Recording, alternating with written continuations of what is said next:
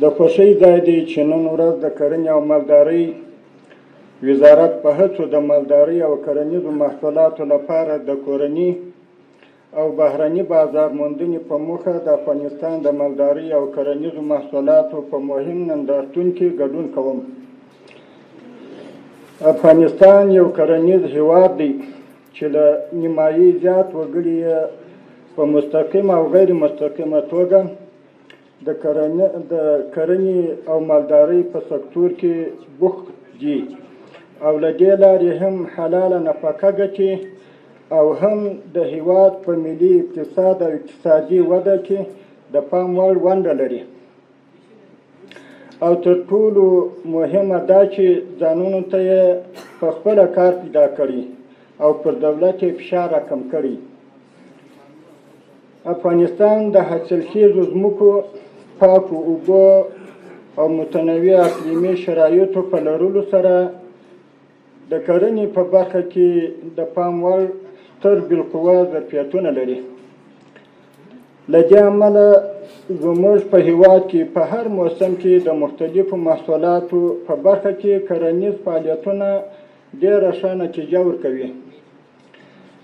په ننني نندارتون کې په نړیواله کچه مشهور د افغانستان مختلف کرنیز او مالداري اړوند محصولات نندارې ته وړاندې کیږي چې په دې کې د کرنې، باغدارۍ او مالدارۍ پروسس شوي بېلابېل ښه کیفیت لرونکي محصولات، تازه او وچې میوې، زعفران، طبي بوټي او نباتات، غلې دانې، مثمر او غیر مثمر نیالګي، کرنیز تجهیزات او نور محصولات شامل دي.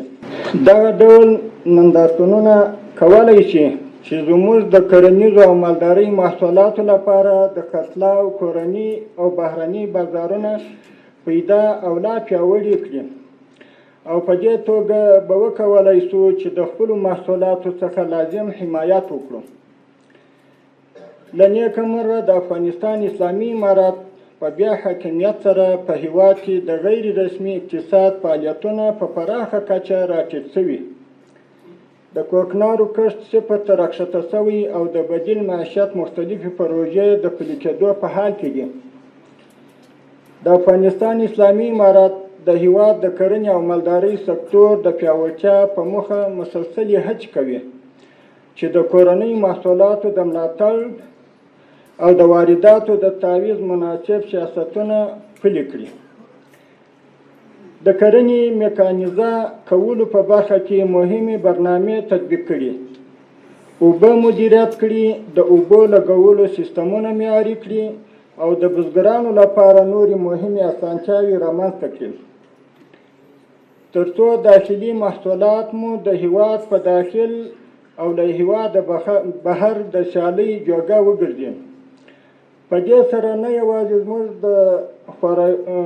د خواریکښو بزګرانو ژوند ښه کیږي بلکې د هیواد اقتصادي ودې او پراختیا سره هم د پام وړ مرسته کیږي. موږ اړتیا لرو چې خپل محصولات سیمه ییز او نړیوال بازارونو ته ورسوو. په نړیوالو بازارونو کې هم زموږ د محصولاتو لپاره پراخه تقاضا شتون لري، خو دا چاره هغه وخت ډیره ښه مساعده کیږي چې د مالدارۍ او کرنیزو محصولاتو کیفیت، بسته‌بندي، پروسس او زنجیري ارزښتونه پیاوړتیا ته توجه لا زیاته کړو. په دې برخه کې له محترمو بزګرانو، مالدارانو، تجارانو او پانګوالو هم غواړم چې د محصولاتو معیاريتوب ته پاملرنه زیاته کړي. اسلامي امارت په دې هڅه کې دی چې د کورنیو کرنیزو او صنعتي محصولاتو لپاره داسې بدیلې لارې او مستحکم مارکیټونه پیدا کړي چې پر اقتصاد محوره پالیسۍ ولاړ وي او د ماشومانه سیاستونو تابع نه وي. الحمدلله تر ډېره بریده په دې هڅه کې د بریالیتوب خواته روان دي. افغانستان د کرنې په مورد کې د پانګونې بې شمېره فرصتونه لري. د معیاري پروسس، بسته‌بندي او په معیاري توګه بهر ته د صادرولو موارد هغه دي چې پانګونې او پاملرنې ته اړتیا لري. د افغانستان اسلامي امارت د کرنې او مالدارۍ محصولاتو د ځنځیري ارزښت د پیاوړتیا په برخه کې هر ډول پانګونې ته هرکلی وایي او د لازمو اسانتیاوو د رامنځته کولو په مخه هر ډول همکارۍ ته چمتو دي.